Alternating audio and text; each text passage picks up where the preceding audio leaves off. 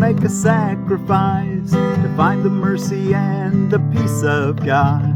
I am not asked to make a sacrifice to find the mercy and the peace of God.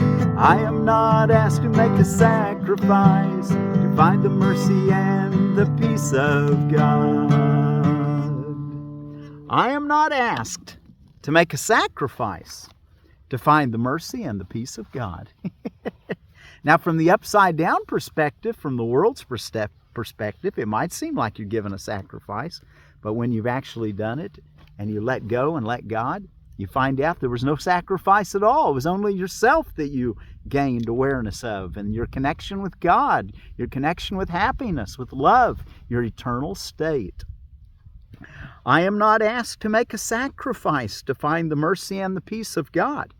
Well, I'm Willie from the Ozarks, and I'm so glad you've come to join me in studying A Course in Miracles workbook for students. We're reading from the original edition in our workbook, and we'll be reading from from Psychotherapy, Purpose, Process, and Practice also, which is the Foundation for Inner Peace's version of that. And we're looking at the original edition here on our lesson today, 343, Saturday, December the 9th of 2023. The end of suffering cannot be lost. Let me say it again. I am not asked to make a sacrifice to find the mercy and the peace of God. The end of suffering cannot be lost. The gift of everything can but be gain. You only give. You never take away. And you created me to be like you. And you created me to be like you. So sacrifice becomes impossible for me as well as you. I too must give. So all things are given unto me forever and forever. As I was created, I remain. Your Son can make no sacrifice, for he must be complete, having the function of completing you. I am complete because I am your Son. I cannot lose, for I can only give, and everything is mine eternally. I am not asked to make a sacrifice to find the mercy and the peace of God. The mercy and the peace of God are free. Salvation has no cost. It is a gift that must be freely given and received. And it is this that we would learn today. I am not asked to make a sacrifice to find the mercy and the peace of God. And back a couple pages, our associated reading, what is a miracle? A miracle is a correction. It does not really change. It does not create nor really change at all. A miracle is a correction. It does not create nor really change at all. It merely looks on devastation and reminds the mind that what it sees is false. It undoes error, but does not attempt to go beyond perception, nor exceed the function of forgiveness. Thus it stays within time's limits, yet it paves the way for the return of timelessness and love's awakening, for fear must slip away under the gentle remedy it brings, or it gives. A miracle contains the gift of grace, for it is given and received as one. And thus it illustrates the law of truth the world does not obey because it fails entirely to understand its ways. A miracle inverts perception, which was upside down before, and thus it ends the strange distortions that were manifest. Now is perception open to the truth. Now is forgiveness seen as justified. Forgiveness is the home of miracles. Forgiveness is the home of miracles. The eyes of Christ deliver them to all they look upon, in mercy and in love. Perception stands corrected in His sight, and what was meant to curse has come to bless. Each lily of forgiveness offers all the world the silent miracle of love, and each is laid before the Word of God upon the universal altar to Creator and creation, in the light of perfect purity and endless joy. The miracle is taken first on faith, because to ask for it implies the mind has been made ready to conceive of what it cannot see and does not understand. Yet faith will bring its witnesses to show that what it rested on is really there, and thus the miracle will justify your faith in it and show it rested on a world more real than what you saw before, a world redeemed from what you thought you saw. Miracles fall like drops of healing rain from heaven on a dry and dusty world, where starved and thirsty creatures came to die. Now they have water. Now the world is green, and everywhere the signs of life spring up to show that what is born can never die, and what has life has immortality.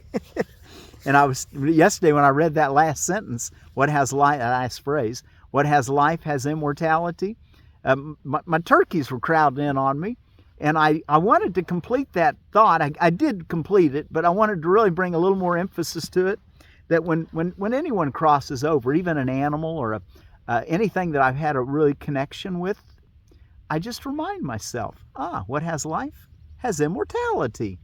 I'll see you in the resurrection. And when is the resurrection? Well, it all depends on you. Okay, what is a miracle? We just read. Now let's go look at our psychotherapy purpose, process, and practice. And of course, we'll take with us our idea for today. I am not asked to make a sacrifice to find the mercy and the peace of God.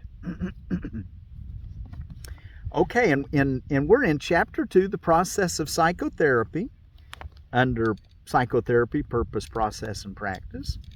And Section 6, the definition of healing.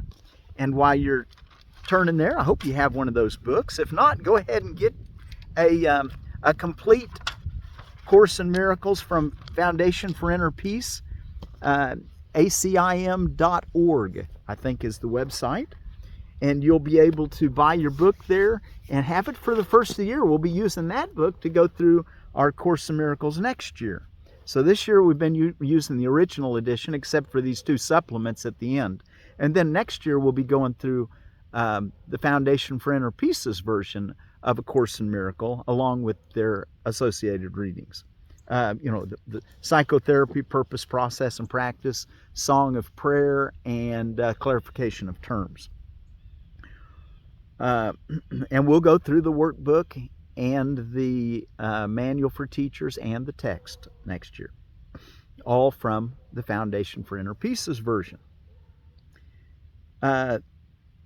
Today is the 3rd day of Hanukkah, so happy Hanukkah. Christmas card day. I decided to sit in front of a cedar tree, a little bit more like Christmas. Cremation day.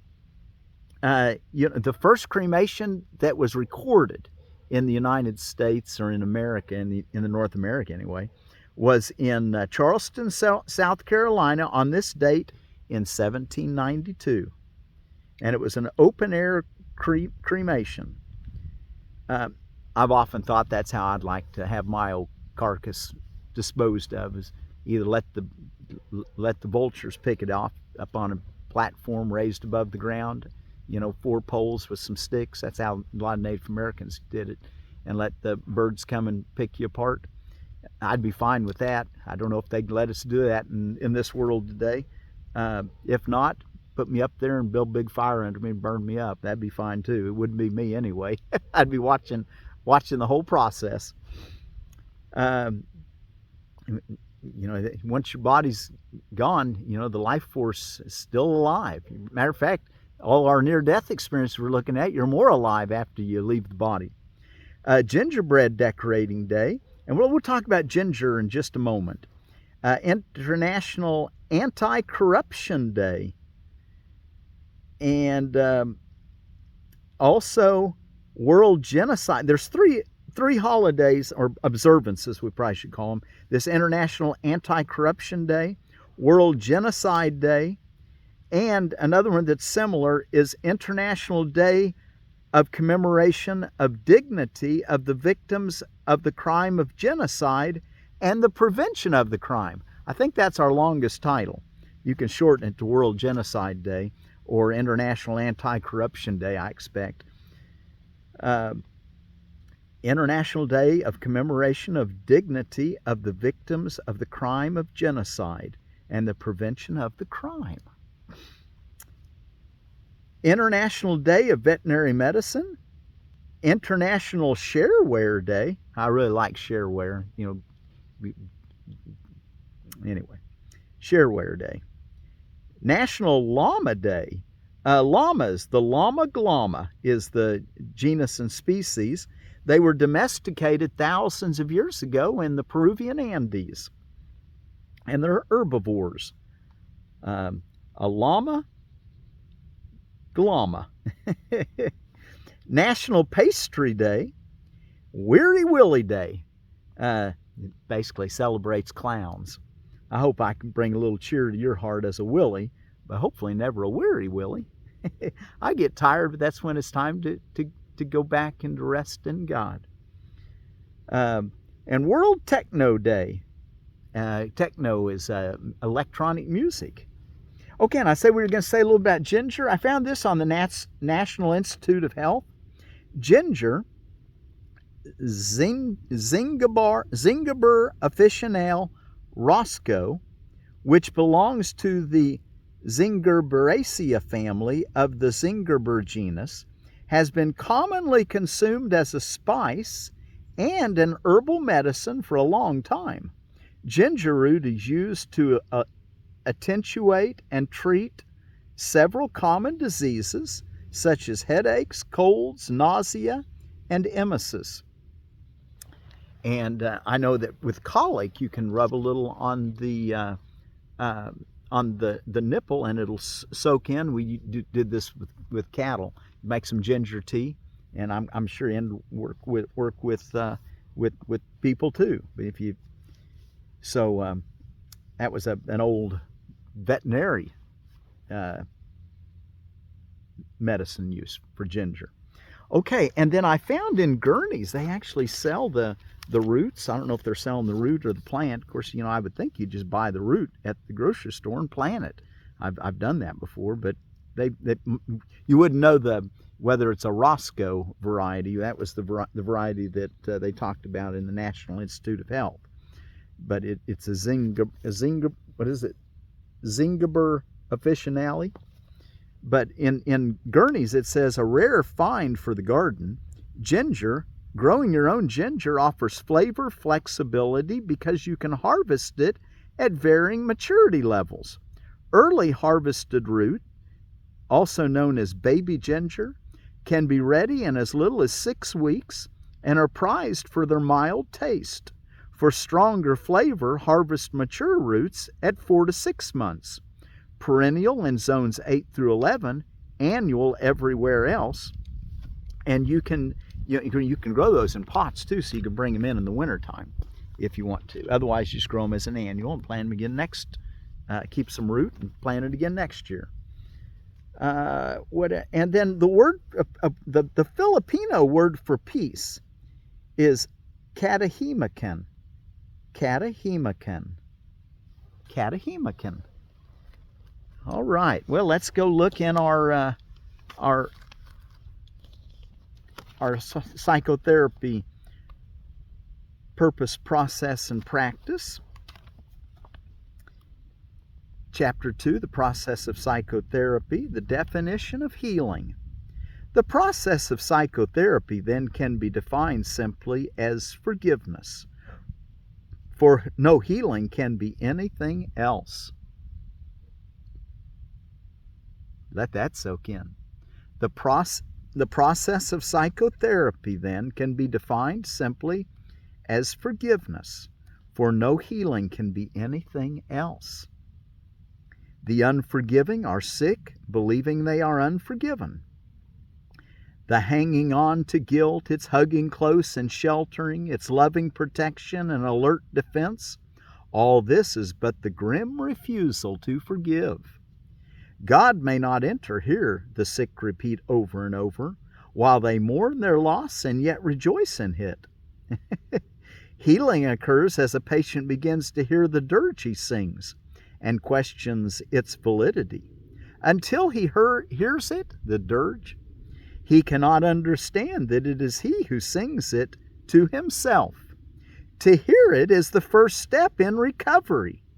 To question it must then become his choice. Paragraph 2. There is a tendency, and it is very strong, to hear this song of death only an instant and then dismiss it uncorrected. These fleeting awarenesses represent the many opportunities given us to literally change our tune. The sound of healing can be heard instead. But first, the willingness to question the, in quotes, truth of the song of condemnation must arise. Because there's really no truth in the song of condemnation. And little bits of awareness pop through, but we dismiss it so quickly.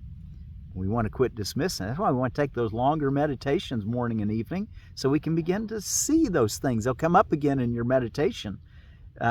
Things that you made a mistake on during the day will come up. Things you did that weren't the choice that was for life. And it was the dismissing of truth and the using of judgment or condemnation or unforgiveness. That's why we want to take those longer practice periods. And also your hourly remembrance, you'll catch those things. And today, in your hourly remembrance, you'll be saying, I am not asked to make a sacrifice to find the mercy and the peace of God. The strange distortions woven inextricably into the self-concept, itself but a pseudo-creation, make this ugly sound seem truly beautiful. The rhythm of the universe, the herald angel's song, all these and more are heard instead of loud, discordant shrieks. That's what we want, isn't it? That rhythm of the universe, I call that the ACIM. and of course, that's referring to the herald angel's song, talking about the Christmas time carols that the shepherds heard when the Christ was born, is what that's referring to, I expect. Paragraph 3. The ear translated does not hear. The eye produces, it does not see. Their task is to make agreeable whatever is called on, however disagreeable it may be. They answer the decisions of the mind, reproducing its desires and translating them into acceptable and pleasant forms. Sometimes the thought behind the form breaks through, but only very briefly, and the mind grows fearful and begins to doubt its sanity. Yet it will not permit its slaves to change the forms they look upon, the sounds they hear. These are its remedies, its safeguards from insanity. And remedies and safeguards are in quotes because they're really not remedies nor safeguards. Paragraph 4. These testimonies which the senses bring have but one purpose, to justify attack and thus keep unforgiveness unrecognized for what it is. Seen undisguised, it is intolerable. Without protection, it could not endure. Here is all sickness cherished, but without the recognition that this is so. For when an unforgiveness is not recognized, the form it takes seems to be something else. And now it is the something else, in quotes, and it is now the something else that seems to terrify. But it is not the, in quotes, something else that can be healed. It is not sick and needs no remedy. To concentrate your healing efforts here is but futility. Who can cure what cannot be sick and make it well? Paragraph 5. And I've got this whole paragraph marked because I want to make sure I remember this, so be aware. A lot in this one. Sickness takes many forms, and so does unforgiveness. The forms of one but reproduce the forms of the other, but they are the same illusion, the forms of sickness and unforgiveness. So closely is one translated into the other that a careful study of the form a sickness takes will point quite clearly to the form of unforgiveness that it represents. You want to know what unforgiveness is you're holding? Well, then look at your ailments. So closely is one translated into the other that a careful study of the form a sickness takes will point quite clearly to the form of unforgiveness that it represents. Yet seeing this will not effect a cure. That is achieved by only one recognition, that only forgiveness heals an unforgiveness, and only an unforgiveness can possibly give rise to sickness of any kind. Paragraph 6.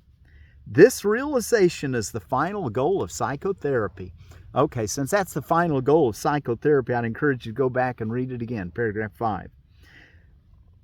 How is it reached? This goal of psychotherapy, where you find the forgiveness that's underlying the sickness or the ailment or the upsetness, the discouragement, the pain, the depression, all those negative things that love brings not. How is it reached? The therapist sees in the patient all that he has not forgiven in himself, and is thus given another chance to look at it, open it to reevaluation, and forgive it. When this occurs, he sees his sins as gone into a past that is no longer here. Until he does this, he must think of evil as besetting him here and now. The patient is his screen for the perception of his sins, enabling him to let them go. Let him retain one spot of sin in what he looks upon, and his release is partial and will not be sure. In the last paragraph, 7, not one is healed alone. This is the joyous song salvation sings to all who hear its voice. This statement cannot be too often remembered by all who see themselves as therapists. No one is healed alone. This is the joyous song salvation sings to all who hear its voice, that no one is healed alone. This statement cannot be too often remembered by all who see themselves as therapists. Their patients can but be seen as the bringers of forgiveness, for it is they who come to demonstrate their sinlessness to eyes that still believe that sin is there to look upon. Yet will the proof of sinlessness, seen in the patient and accepted in the therapist, offer the mind of both a covenant in which they meet and join and are as one in their innocence. Okay, and our lesson again, I am not asked to make a sacrifice to find the mercy and the peace of God. The end of suffering cannot be loss. The gift of everything can but be gain. You only give. You never take away, Father. And you created me to be like you. So sacrifice becomes impossible for me as well as you. I too must give. And so all things are given unto me forever and forever. As I was created, I remain. Your Son can make no sacrifice, for he must be complete, having the function of completing you. I am complete because I am your Son. I cannot lose, for I can only give, and everything is mine eternally. The mercy and the peace of God are free. Salvation has no cost. It is a gift that must be freely given and received. And it is this that we would learn today. Wow. Okay, well, thank you again for joining me out here in front of this Juniperus virginiana cedar tree. Thank you so much for joining me and studying this owner's manual for earthlings is what I think of the Course in Miracles as. So the way to think on this planet, to have happiness.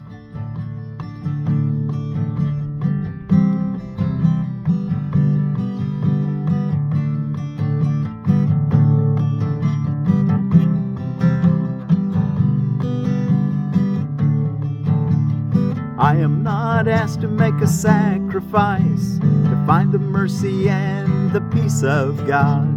I am not asked to make a sacrifice to find the mercy and the peace of God. I am not asked to make a sacrifice to find the mercy and the peace of God. I am not asked to make a sacrifice to find the mercy and the peace of God. The end of suffering cannot be lost. The gift of everything can but be gained. I am not asked to make a sacrifice to find the mercy and the peace of God. The mercy and the peace of God are free. Salvation has no cost.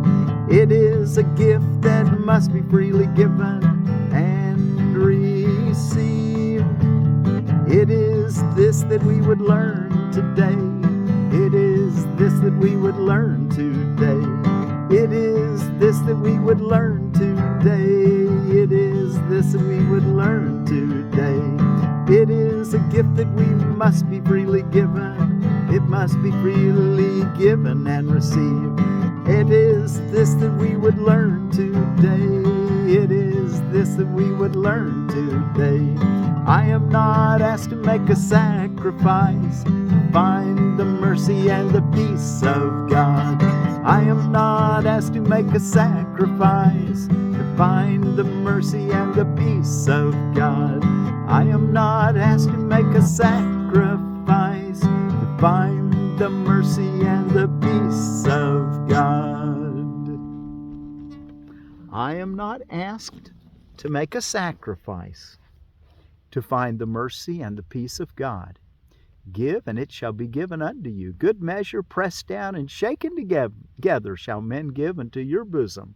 For with the same measure you give, it shall be measured to you again. And that's out of Jesus' book of Luke. Can't remember, it's in my mind, and it just kind of popped out right then. So I can't tell you the verse. You have to look it up yourself. I am not asked to make a sacrifice to find the mercy and the peace of God. As you give, so will you receive. I am not asked to make a sacrifice to find the mercy and the peace of God. And what's our word for peace in Filipino? Katahimikan. Katahimikan. I am not asked to make a sacrifice to find the mercy and the peace of God. Katahimikan.